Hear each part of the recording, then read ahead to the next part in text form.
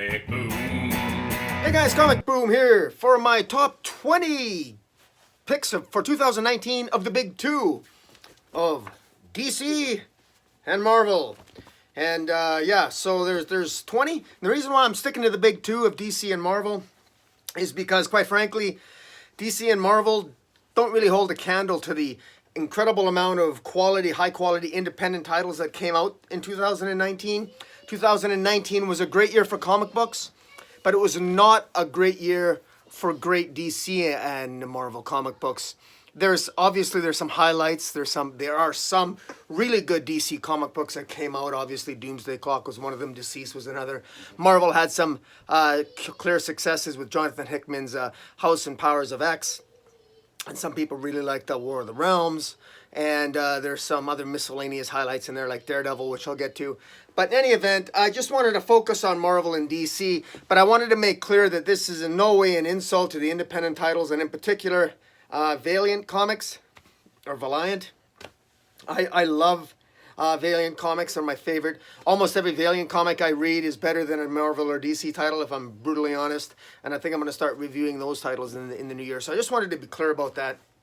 And there's a lot of great Dynamite titles out there as well in Boom Studios. And like I said, but this is just DC and Marvel. So let's get right to it.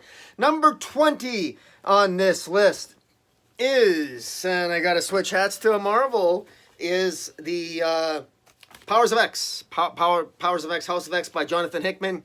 I'm not an X-Men fan. But I thought I'd check this out because I like what Hickman did with the X-Men. I collected X-Men during his run. I collected Avengers during Hickman's run on Avengers.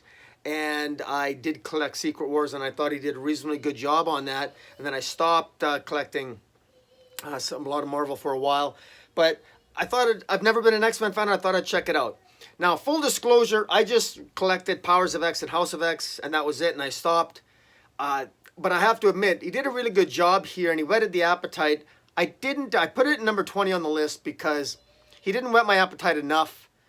Because to be honest with you, despite the fact that this does read like an interesting story, it didn't have an ending, and all it did was reestablish the status quo.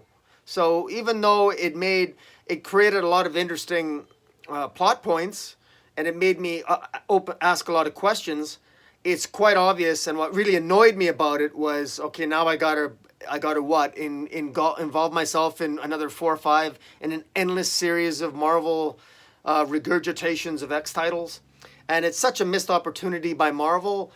So on the one hand, it's annoying to me, but I have to recognize good writing when it is. But it's not the best for 2019, simply because you can have a really good story, but to get the most out of it, if I got to collect 6 other titles for another 3 or 4 or 5 or 15 or 30 or 40 years, then you haven't done the best job. This is mediocrity at its finest, but then that's the case for most of these in the top 20 of the big two this year in 2019. That's just the way it is. Okay, so number 19. Then I'm going to put on my DC hat for number 19. Number 19 is Deathstroke. Deathstroke, mediocrity again, and of course it's canceled at issue 50. But like I said, it's DC and Marvel this year. Not a great year for either of them. But Christopher Priest did a reasonably good job on this. It was entertaining. There's a lot of ups and downs with Deathstroke throughout the 50 issues. In fact, this is one of the better titles. It had a couple of crossovers with Teen Titans there throughout its 50-issue run, and it had some interesting revelations about Deathstroke, and interesting crossover with Damian, and the mystery about Damian possibly being his son or Batman's, and there's an alternate universe being involved in this final issue here. And I think DC is going to reboot Deathstroke and maybe go take Deathstroke back to his roots, but this is a good way to end the run and to start something fresh. So check out that. It's not bad. Number 18 on the list, and I leave my DC hat on, is Flash Forward. Flash Forward. Why? Because DC's finally getting their head out of their butts, and they're redeeming Wally West and giving him his family back. This is only at issue 4, Flash Forward, but Linda Park and the kids and the twins, they're coming back. Thank God. It's about bloody time. All right. That alone is worth being on the list. But because it shouldn't even have to be on the list, the series shouldn't even have to exist in the first place, because Heroes in Crisis should never have happened, but it is what it is. It's on the list because Wally West is on it. All right. Number 17, also DC. Batman Who Laughs. I know what you're thinking. The last thing we need is more Batman Who Laughs. But you know what? This series was actually good. Unfortunately, the Batman Who Laughs wasn't relegated to another universe. This did sort of end sort of on a cliffhanger, and he went off. This ended with the Batman Who Laughs infecting the rest of the DC universe, or various heroes of the DC universe leading into Secret Six. But it was a really good story. So it was actually 7 issues long, and I got to give credit to Scott Snyder. He did a good job with it. Even though I'm a little bit tired of the Batman Who Laughs, did a good job with it. All right, number 16 on the list is Aquaman. Kelly Sue DeConnick's done a really good job on this. I don't know why some people are complaining about Aquaman. A lot of people have been complaining it. I know a lot of the guys at the Slack at WeirdScience.com. I think we enjoy Aquaman. It's actually I think one of DC's better titles. Kelly Sue DeConnick does a really good job with it, and it's fun. It's always she's good at character. She's good at character work. The art by Robson Roca is fantastic. This has adventure. It has fun. Even with the Year of the Villain, we got this sort of mecha Black Manta. That's interesting. They had a really great annual where it dealt with a lot of character work. Kelly Sue DeConnick she's introduced some new gods of the sea, and she's done a really good job developing them and making them part of what do you call it? Amnesty Bay, Maine, where Aquaman has his headquarters. Good issue, or a good series. Should pick it up. Hopefully this won't be canceled, but you never know with DC, leading into 5G or whatever we might be getting. Number 15 on the list, I've got to switch to Marvel. Number 15, top 20, is Black Widow, the first series by the Soska twins. This was a great series. This was really, really good. I was surprised how much I enjoyed it. Of course, I love Black Widow. I love Black Widow and Daredevil and all those titles. This was just this was a good title. And you know what? What's great about it is that it was 5 issues long, and it had an ending. A beginning, a middle, and an end. And those are the best. And I'm so glad to see that there was a lot of miniseries this year by DC and Marvel. And that's the way it should be. You should have miniseries with beginning, middle, and ends, not things that go on forever. I like the idea of a miniseries. Now all you got to work on is actually have better stories overall and better writers overall, because again, it was a low point in 2019 for both of the big two. But that was one of the rare exceptions. Soska twins, I hope they get more work. All right, number 14. You got to go back to DC on this one on the list is Harleen by Stefan Sejic.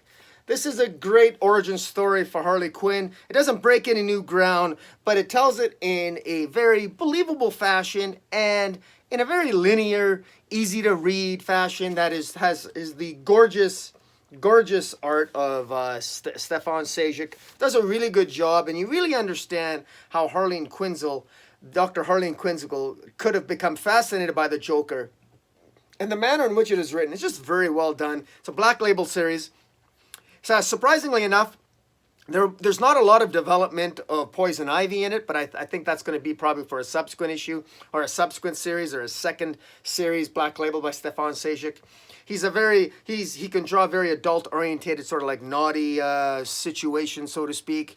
And he does a really good job here, even though it doesn't really break any grounds. It doesn't take a lot of risks. It still was a pleasant read. And again, if this was any other year for the big two, this wouldn't even have made the top 40. But again, this was a year of mediocrity, and so it came in at number 14.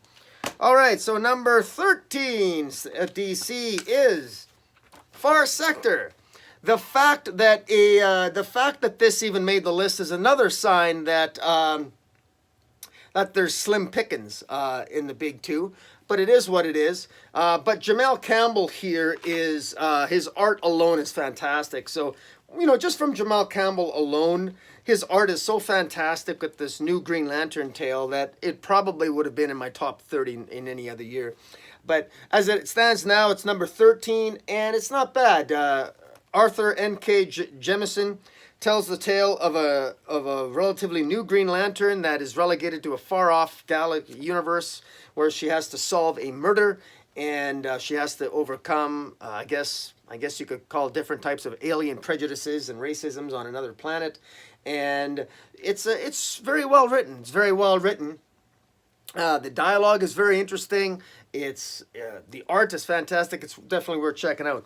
All right, so number 12, also with DC, is Hawkman, my God. You know, there's a lot of talk of Hawkman. But this is on a lot of people's pull lists. Robert Venditti has done a reasonably good job with this title. He did a really good job in the first 12 issues setting up the new origin for Hawkman, basically being that he's relegated to having all these lives, and his first life he exterminated so many hundreds of billions and trillions of lives that in order to redeem himself, he has to keep reliving different lives throughout space and time in order to save as many lives as he took. And once he saves as many lives as he's taken, he will ultimately be able to go to heaven, basically, and die for the final time. But of course, the Hawkman of Earth 3, or the consciousness of the Hawkman of Earth 3 named Skyhawk, or Sky Tyrant, he's got something to say about that, because for every life that Hawkman seems to save, Sky Tyrant wants to take. So, but anyways, it's a fun series. Robert Venditti's done a good job. It's not the only title by Robert Venditti in my top 20. He's got another one that you'll see coming up. All right. Also, still with DC, number 11. It's a one-shot. Batman White Knight presents Von Freeze. Now, you could probably include, this is written by Sean Murphy, Klaus Janson, Matt Hollingsworth, artist, inkist, whatever, colorist, whatever. The second series of Batman Curse of the White Knight, or Curse of the White Knight, or whatever it is. This is in conjunction with that. Very well done. It shows Victor Von Freeze's family history going back to World War II and the Nazis. Very well done. And it takes a very touchy subject, and it handled it, I thought, very well, particularly within the context of the mythology of Batman as told through the mind of Sean Murphy. Well worth a read. Number 10, also DC. DC's really kicking butt so far, huh? Is Detective Comics. You know, I had the pleasure of meeting Peter Tomasi at New York Comic Con, and he's a great guy. Yeah, what can I say? He's just a great guy, and he's a good writer too. I like the fact the art here by Doug Mankey on this is really good. I sort of like how he's not taking necessarily a lot of risks with Detective Comics, but it's always fun. I like the character work. It's a little bit cliche at times, particularly what he's doing. He's sort of gender swapping, Mr. and Mrs. Freeze there. But it nonetheless was a fun tale. It's a good character. It's an interesting read, and it rocks the boat a little bit, shakes things up. I mean, I guess if we got to gender swap some villains, whatever.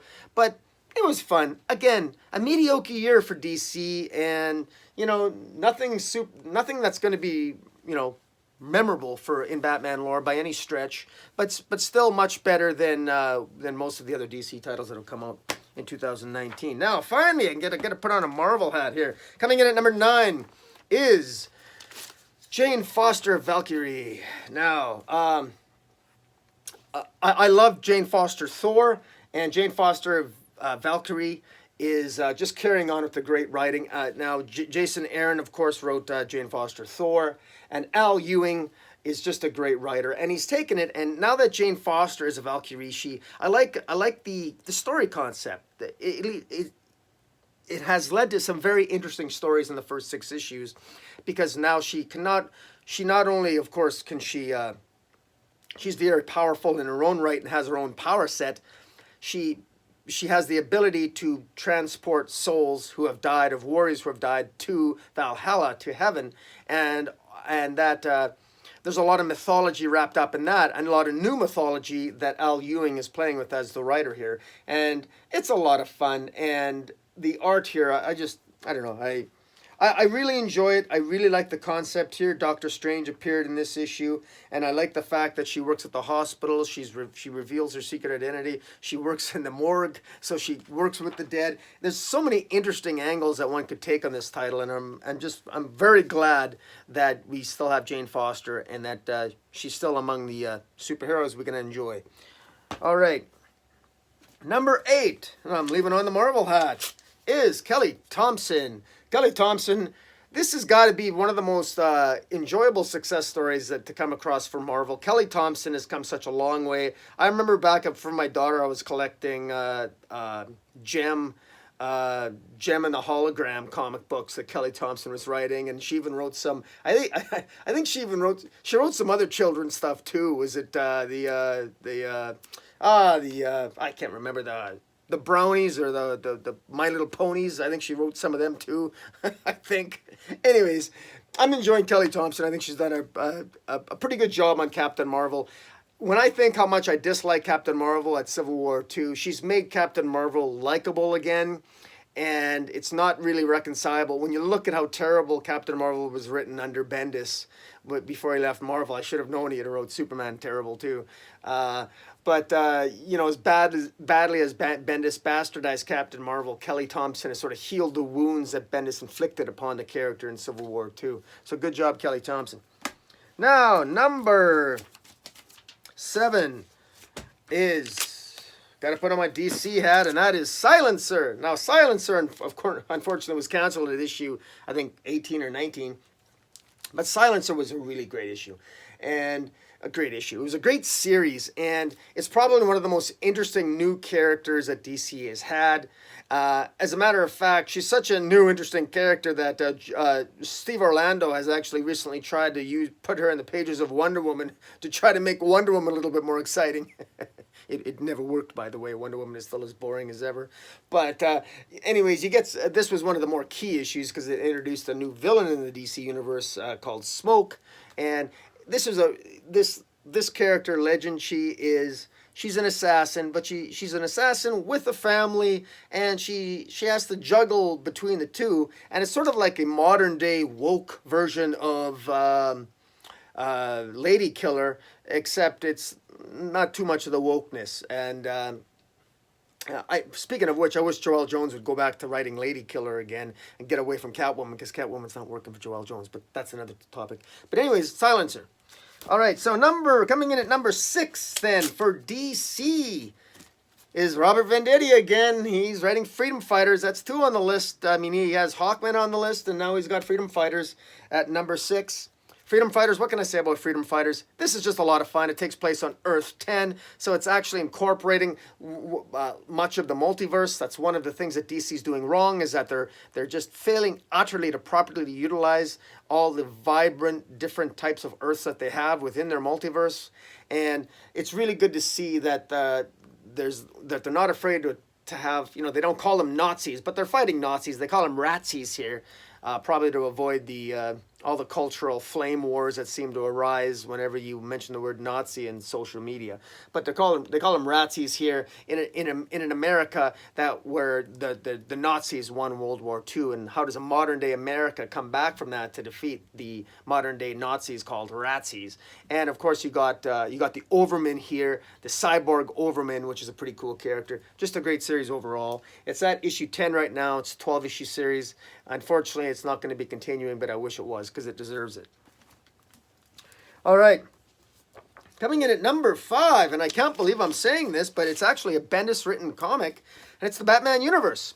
This is the Batman Walmart story. The Batman stories in the Walmart specials written by Bendis are actually very, very good. It's the best Batman story written in 2019 was written by Brian Bendis. That's right. That's actually coming out of my mouth. I can't believe it. But this is such a fun story. It involves Vandal Savage, Jonah Hex, Green Arrow, Green Lantern. I mean, members of the Justice League. It's just incredible. Guardians of the Galaxy. It's so amazing. It's funny. It involves even White Lanterns. It involves time travel, going Adam Strange, the Metal Men, even going back to World War II, Aquaman. I mean, it goes all over the place, and all because of this White Lantern ring. And it's just really well handled, and I have a soft spot in it because I love Jonah Hex, and of course Ginny Hex was at the beginning of this as well. It was very well put together by Brian Bendis, and this was one of the few times where he actually didn't completely screw up and shows any kind of profound misunderstanding of the DC continuity. So this is definitely something worth checking out. If the Batman universe comes out in a trade, I recommend you guys get it. All right, number 4 on the list And still another DC title. Number 4 is Justice League. Snyder's Justice League. Along with Tinian, he writes this as well. Jimenez. I mean, this is coming to an end at issue 39. This is overall considered. This was probably overall one of DC's wasn't DC's best title in 2019, but it was the one that came out the most. That is to say, you'll know what I mean when you see my last 3. This is definitely one of their flagship titles where, I mean, Wonder Woman as a comic book is terrible. Batman as a comic book under King was terrible. Superman as a comic under Bendis has been very underwhelming and a huge disappointment and really seeming to go nowhere. So when you got the Trinity main comic books doing so terrible, it's at least we can go to Justice League and say, well, you know, this isn't bad. This is actually tolerable.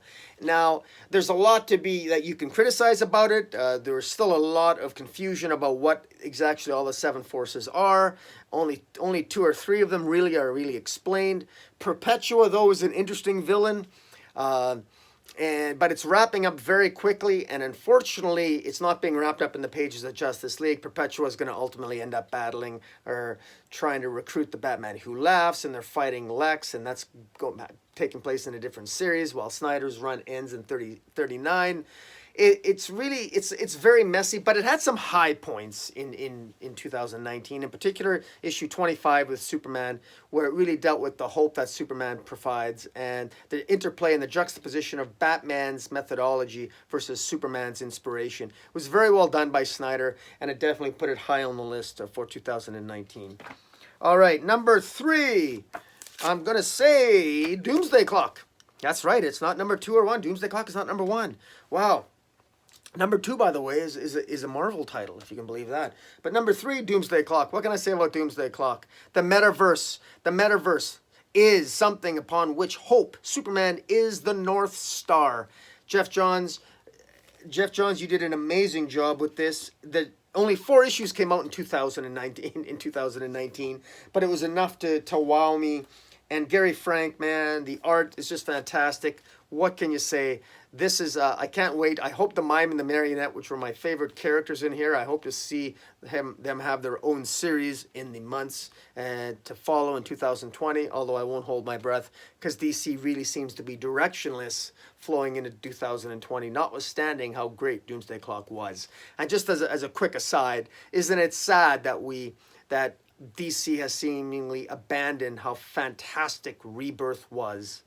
And they seem to be moving toward more and more darkness all the time. Year of the Villain still isn't over, and now we're going into the first 4 months of 2020 with more villainy, more darkness, which is the last thing that DC needs. And now to make it even more odd, they're moving toward 5G. It's like they're trying to escape the cure. The cure is Rebirth. Go back, DC, go back! Anyways, number 2 on the list is finally a Marvel title again, and that is, god damn it is Daredevil. Chip Zdarsky's Daredevil. I've been loving this. I should be reviewing this regularly. This is such a great title. This is so much better than, I didn't have a lot of Marvel on my list, and in case you guys are wondering if I read a lot of Marvel, I in fact do. I get preview copies of all the Marvel comics every month, and I read pretty much all of them. And the truth of the matter is that most Marvel titles just don't impress me at all. I'm not a huge X-Men fan. I found War of the Realms extremely underwhelming. I was disappointed. I do buy Thor. I read Spider-Man. Immortal Hulk was a huge disappointment this year. It really bottomed out issue 25. I pretty much stopped caring after issue 25. I don't think it's going anywhere. It's clear Al Ewing is not ending it. He doesn't have an end point, so I'm out. I'm still reading Immortal Hulk, but I'm just not really, I don't care if I own the issues. And it's just more of a speculator's market now. So Marvel makes it really easy when they don't have endings. When it's apparent that they don't have an ending on the horizon, it's so easy to back out. And that's where Marvel's going right now. Marvel is glutting the market with just issues after issues after issues with subpar writers after subpar writers after subpar writers. And enough already, man. Just focus on quality. You know what I'm saying? Quality. But in any event, yeah, Daredevil. Chip Zdarsky's done a really good job here. I love the character arc that he's put the Kingpin on, and Matthew Murdock. Again, this is the way it's done, and not pathetic crossover after crossover after crossover like so many comic books have. All right, so what was my favorite Big 2 title of 2019? Well, you know what? Keep it simple and keep it dead, people. Deceased. Tom Taylor did a great job here. And you know what? Tom Taylor's been so successful. He gets such a good rap. He's got such good fan support that there's actually fans out there talking that maybe Tom Taylor, he's starting to develop a pattern there. He's got too much hype is around him. He's starting to have the same pattern in all his stories. Well, I guess what? He writes good stories. And on top of it, he's been writing it that way for like 4 or 5 years. I mean, this is the guy that did Injustice, which on many people's lists is considered. Injustice is probably, I know at Weird Science, I know that the guys at Weird Science, a lot of them consider Injustice to be some of the best, one of the best comic books of the decade was Injustice. I mean, so, Tom Taylor knows how to write. And we got Deceased here. It was fantastic. A Good Day to Die was a great one-shot that resulted from this as well. We're going to be getting more Deceased titles. Unkillables coming into 2020. That's to look forward to. DC wasn't even expecting Deceased to be successful. They weren't even expecting it. It wasn't even on their radar.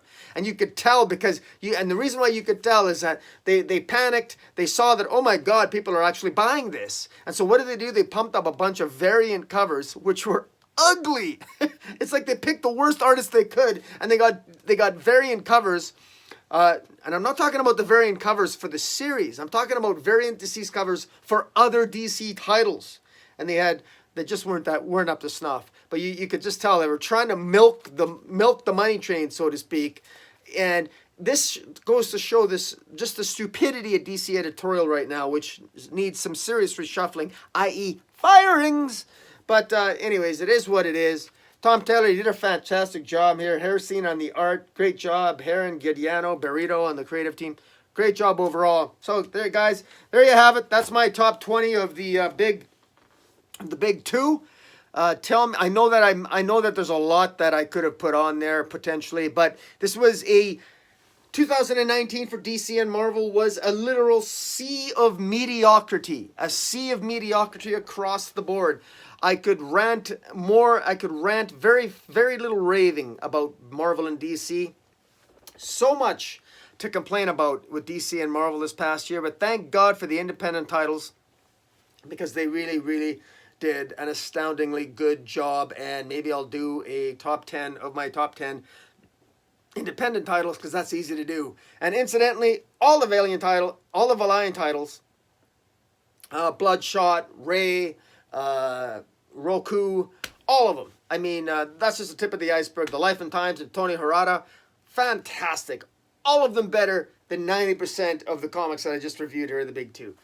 Unbelievable. But it is what it is, guys. Tell me what you think of the Big 2. What titles do you think I should have put on there or not? Let me know, and hit the subscribe button. Follow me on Twitter at Metropolis40. Until next time, Comic Boom, out.